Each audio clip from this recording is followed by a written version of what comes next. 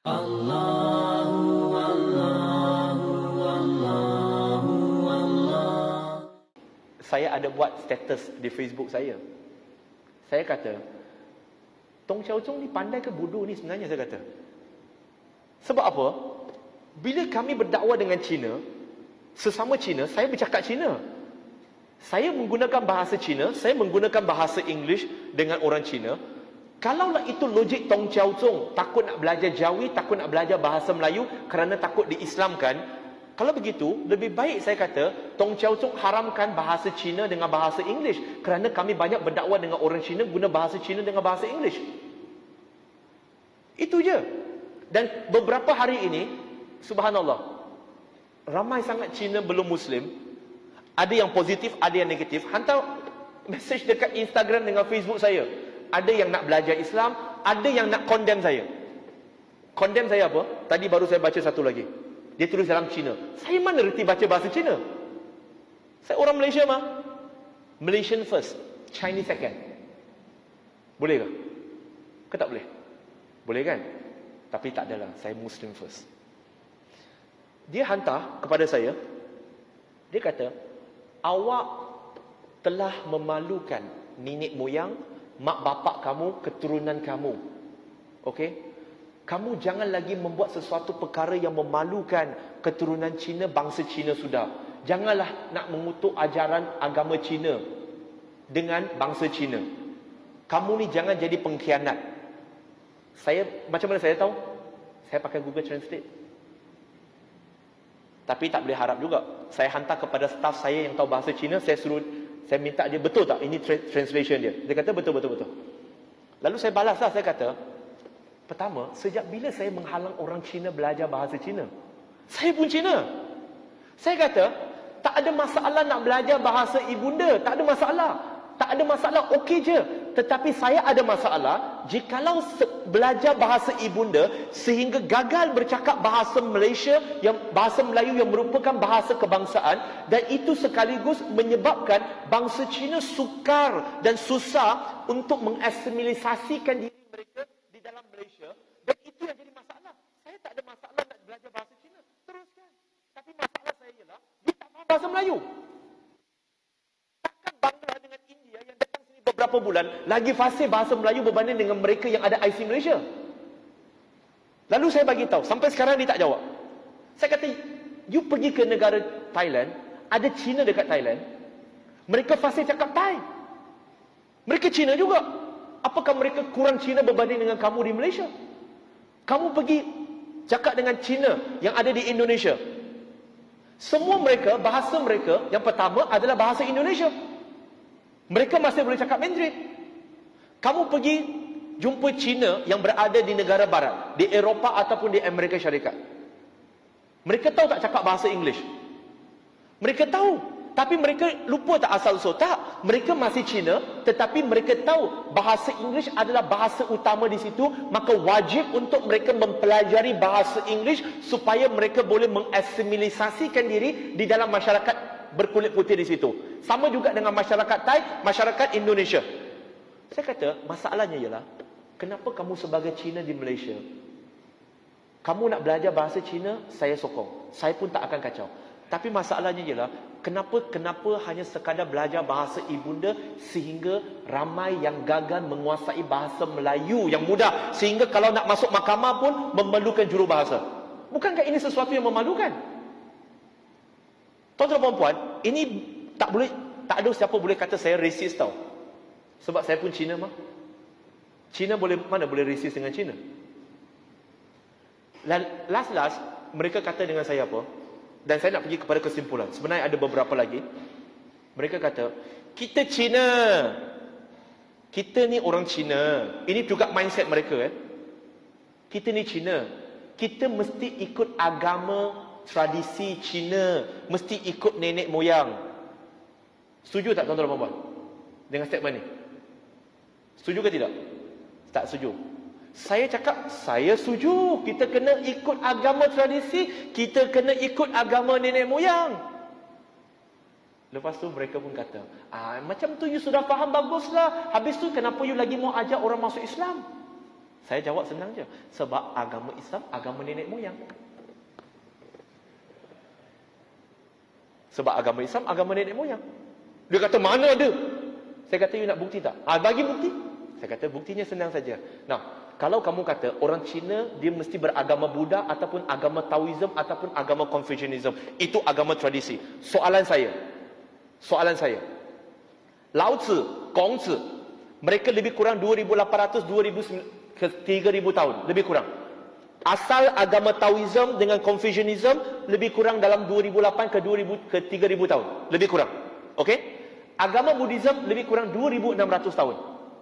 Tapi persoalan saya, bukankah tadi tuan-tuan dan puan-puan masih ingat tak saya kata bahawa orang Cina berbangga dengan tamadunnya yang berapa tahun?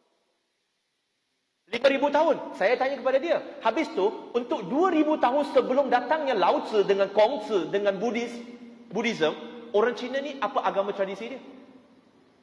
Masalah kamu, saya kata, the problem with you stop at a certain level. Kamu berhenti pada agama nenek moyang sekadar pada 3,000 tahun. Tapi asyik mengulangi 5,000 tahun. Habis tu yang 2,000 lagi tahun tu, orang Cina sembah apa? Agama apa? Don't stop there. Dan bagi saya sebagai Muslim, saya kata Islam agama nenek moyang, sebab nenek moyang kita adalah Adam dan Hawa. Ya ayuhan nas, inna khalaqnakum min zakari wa unsa. Wahai manusia, kami ciptakan kalian daripada seorang lelaki dan seorang wanita. Itu nenek moyang. Kenapa nak ikut nenek moyang yang itu? Kenapa tak ikut yang paling awal punya nenek moyang? Sekarang tuan-tuan dan puan-puan setuju tak agama Islam agama nenek moyang? Setuju ke tidak? Okey, alhamdulillah, dah bertukar fikiran. Tuan-tuan dan puan-puan, muslimin dan muslimat, saya nak pergi kepada kesimpulan. Sebab teknik nak berdakwah kepada bangsa Cina ni banyak. Tetapi hari ini saya nak buka sedikit minda kita untuk melihat dari sudut yang berlainan. Melihat daripada sudut yang berlainan. Dan semalam saya telah ulang di Masjid Saidina Osman Mukim tepi sungai itu. Saya dah kata, orang Kelantan Islam, kewajipan untuk melakukan dakwah kepada orang Cina ataupun orang India di Kelantan ini sangat tinggi kerana di sini kalian tak ada masalah komunikasi. Betul ke tidak? Mereka pun gecek Kelantan juga. Jumpa kita pun Assalamualaikum, Masya Allah, Insya Allah, Masya Allah, Alhamdulillah. Tapi kita tak share, tak kongsi dengan mereka pasal Islam. Saya nak kongsi topik ini tuan-tuan dan puan-puan bukan kerana saya benci bangsa saya. Tak. Saya tak ada pilihan. Saya kata dengan mereka, saya tak ada pilihan kecuali menjadi Cina kerana saya dilahirkan Cina dan saya tak boleh pilih bangsa saya tak boleh pilih jenis darah saya tak boleh pilih siapa mak bapak saya. Kerana semua ini adalah takdir Allah Subhanahu Wa Taala. Sama juga tuan-tuan dan puan-puan tak ada pilihan nak lahir di mana, mak bapak siapa, dengan bangsa apa. Betul ke tidak? Saya tak ada pilihan. Tetapi kita ada pilihan nak kekal sebagai Muslim supaya masuk syurga ataupun nak kekal kafir untuk masuk ke neraka.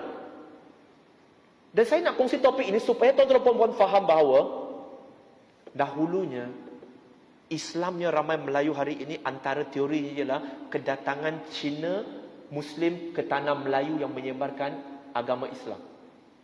Sebab itu kalau tuan-tuan dan puan-puan tengok di kalangan orang Melayu hari ini, tuan-tuan dan puan-puan kalau test lah DNA lah kan, insya-Allah lah akan ada di kalangan tuan-tuan dan puan-puan yang mempunyai nenek moyang Cina. Sebab kalau kulit Melayu dia sawo matang. Nampak tak? Perempuan, lelaki dekat Kelantan, dekat Terengganu ni, kulit dia cerah sikit.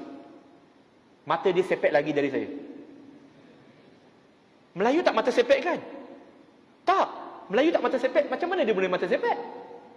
Maksudnya mesti ada percampuran dengan Cina dulu, yang kemudian mereka masuk Islam, dan kemudian lahirlah hari ini tuan-tuan dan puan-puan yang dah jadi Melayu. Batu bersurat di Kuala Terengganu, dekat dah dengan sini. Maksudnya tuan-tuan dan puan-puan, kita ada satu tugas dengan tanggungjawab dan tak boleh nak jadi racist pun. Tetapi tuan-tuan dan puan-puan, sahabat-sahabat yang dikasihi sekalian, kita asyik mengatakan Cina ini, Cina itu. Tetapi saya kata alangkah baiknya jikalau kita mampu mengislamkan Cina.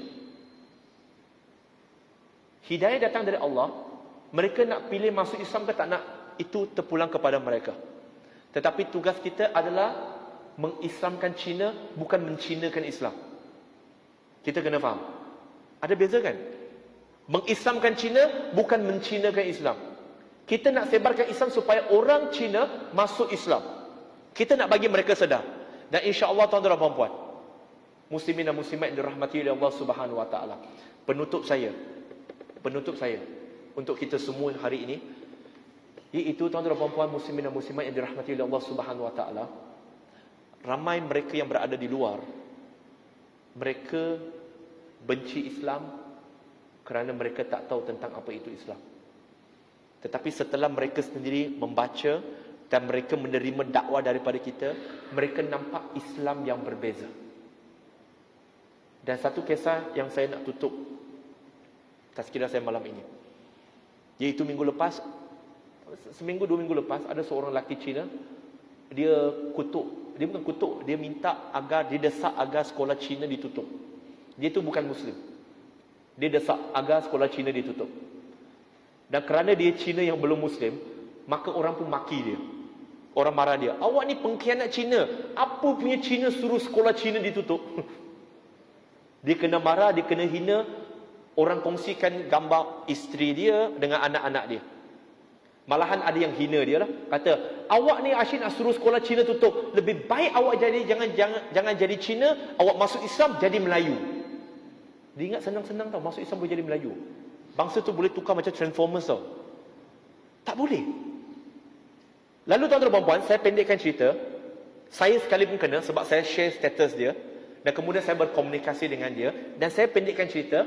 Saya menyahut cabaran mereka yang mengatakan, ayu lebih baik lu masuk Islam lah. Jangan jadi Cina. Jadi Melayu. Jadi saya pun pergi ke Johor untuk berjumpa dengan dia. Alhamdulillah, qadarullah, dia masuk Islam. Okey, dia masuk Islam. Tapi bukan dia seorang je. InsyaAllah isteri dengan anak-anak dia pun akan turut serta. Tetapi tuan-tuan dan puan-puan, kerana kontroversi itu, mereka asyik viralkan gambar saya. Mereka viralkan gambar saya dengan siapa tahu? Dengan Dr. Ridwanti. Tengoklah, ini dua Cina lupa Cina kan? Kenapa? Saya tak malu pun. Saya masih Cina. Saya masih Cina pun. Kerana mereka viralkan gambar saya, mereka viralkan status saya, mereka viralkan Facebook saya kata terima kasih kepada mereka. Sebab kerana mereka viralkan gambar saya dengan Facebook saya, dengan Instagram saya, ramai Cina remaja, Masya Allah, yang mereka hubungi saya. Dulunya mereka tak kenal, tapi mereka menghubungi saya selepas mereka nampak muka saya. Kemudian mereka juga pergi ke YouTube saya untuk tengok YouTube saya. Dan malahan ada yang mengatakan hasrat mereka nak masuk Islam, ada yang mengatakan hasrat mereka nak belajar tentang Islam dan sebagainya. Dan malahan tuan-tuan dan puan-puan, yang jauh lebih bagus ialah mereka tertarik dengan Islam bukan kerana mereka kenal Islam tau. Mereka tertarik dengan Islam pertama sekali kerana ahli keluarga mereka sangat resis terhadap orang Islam dengan Melayu. Mereka sendiri kata, family I banyak resis terhadap Islam dengan Melayu. Sampai saya naik muak, dia kata. Kerana resisnya family mereka terhadap Muslim dengan Islam, maka itu menjadikan apa punya akhlak, lalu mereka pula pergi tengok serba sedikit tentang akhlak orang Islam, akhlak Melayu, dan qadar Allah, akhlak Melayu mereka tak nampak mereka resis terhadap orang lain. Dan mereka nampak orang Islam tak berapa banyak yang menghina agama lain berbanding dengan mereka yang banyak hina agama Islam. Fikiran dia, uish, ini Islam mesti lebih baik. Jadi mereka kaji dan kaji. Dan dari situlah Allah bagi mereka hidayah, tuan-tuan dan puan-puan. Jadi sebenarnya mereka nak jadi resis supaya menjauhkan ahli keluarga mereka daripada Islam. Strategi itu telah pun gagal. Mereka nak buruk-burukkan orang Islam, nak memburuk-burukkan Cina Muslim yang berdakwah supaya mereka, ahli keluarga mereka akan benci orang yang masuk Islam. Strategi mereka juga gagal.